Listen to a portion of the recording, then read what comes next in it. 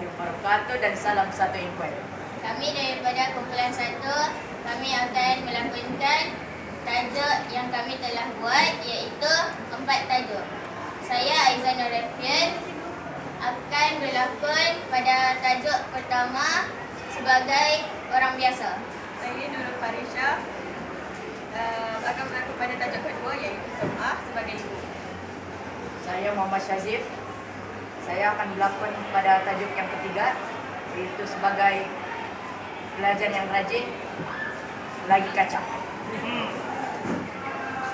Saya Asri dan akan menjadi watak sebagai seorang budak yang berumur 9 tahun dalam cerita kedua. Saya Aiman, saya akan memegang tajuk orang kaya yang riak dalam cerita pertama.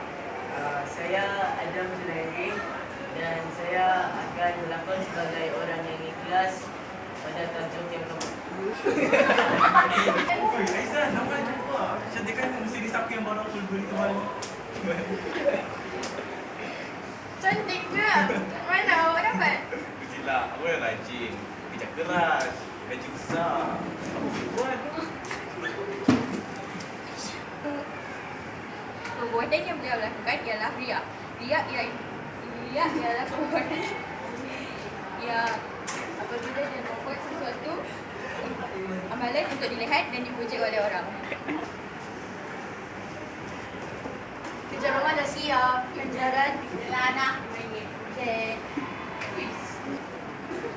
Budak yang berumur 9 tahun ini telah melakukan perbuatan sum'ah, iaitu perbuatan di mana dia meminta ganjaran atas amalan atau kerja yang dilakukannya.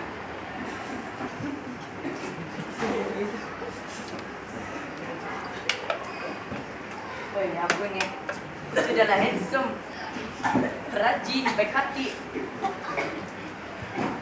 Solat nak tinggal. Biasalah.